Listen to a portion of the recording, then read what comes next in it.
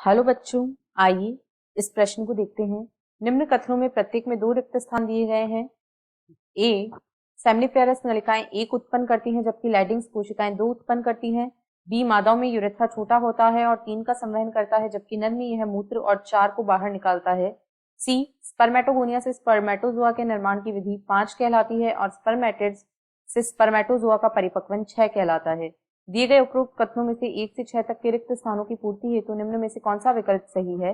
विकल्प A, 1 spermatozoa 2 testosterone, 5 spermatogenesis 6 spermiogenesis.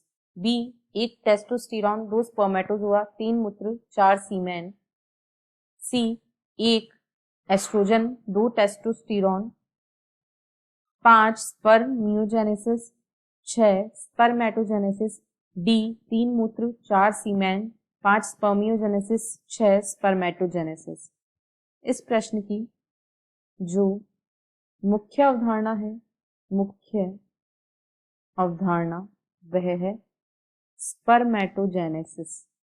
यहाँ पर हम देखेंगे कि जो स्पर्मेटोजेनेसिस की प्रक्रिया होती है वह क्या होती है। तो यदि स्पर्मेटोजेनेसिस की बात करें तो नर में जो युग्मक होते हैं वे शुक्राणु होते हैं। शुक्राणु अथवा इन्हें स्पर्मेटोजोआ भी कहा जाता है।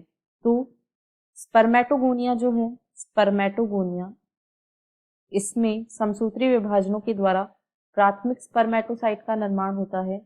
प्राथमिक स्पर्मेटोसाइट का निर्माण होता है और यह जो प्राथमिक स्पर्मेटोसाइट होती है यह अर्धसूत्री विभाजन के द्वारा, अर्धसूत्री विभाजन प्रथम के द्वारा द्वितीयक स्पर्मेटोसाइट का निर्माण करती हैं।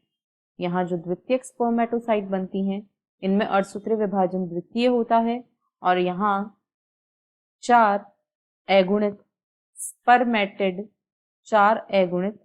स्पर्मेटिड का निर्माण होता है। यहाँ तक की प्रक्रिया को स्पर्मेटोजेनेसिस कहा जाता है। अब ये जो 4 स्पर्मेटिड यहाँ पर बनते हैं इनसे 4 स्पर्मेटोजोआ बनते हैं। यहाँ से स्पर्मेटिड्स जो होते हैं ये परिपक्वित होते हैं और इनसे स्पर्मेटोजोआ का निर्माण होता है।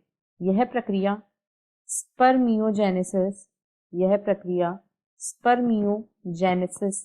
कहलाती है। अब यदि हम दिए गए कथनों को देखें तो जो सेमनीफेरस नलिकाएं होती हैं ये शुक्राणु या स्पर्मेटोजोआ, यहाँ पर हम लिखेंगे जो सेमनीफेरस नलिकाएं होती हैं ये स्पर्मेटोजोआ को उत्पन्न करती हैं। ये स्पर्मेटोजोआ को उत्पन्न करती हैं। वृषण में जो सेमनीफेरस नलिकाएं पाई जाती हैं इनमें स्पर्मेटोजोआ उत्पन्न होते हैं जबकि जो लैडिंग कोशिकाएं होती हैं, लैडिंग कोशिकाओं के द्वारा टेस्टोस्टेरॉन हार्मोन का स्रावण होता है।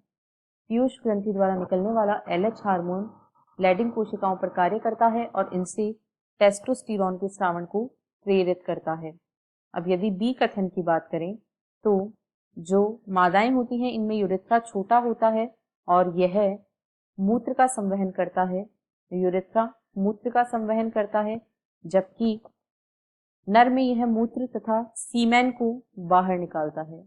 यह मूत्र और सीमेन दोनों का परिवहन नर में करता है।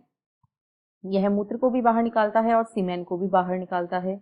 स्पर्मेटोगोनिया से स्पर्मेटोजोआ के निर्माण की विधि को, स्पर्मेटोगोनिया से स्पर्मेटोजोआ के निर्माण की जो विधि होती है इसे स्पर्मेटोजेनेसिस कहा जाता है। जबकि जो स्पर्मेटिड से स्पर्मेटोजोआ का परिपक्वन होता है उसे स्पर्मियोजेनेसिस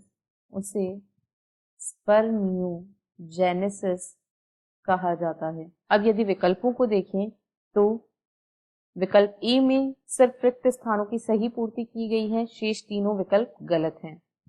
आशा है आपको प्रश्न समझ आया होगा। धन्यवाद।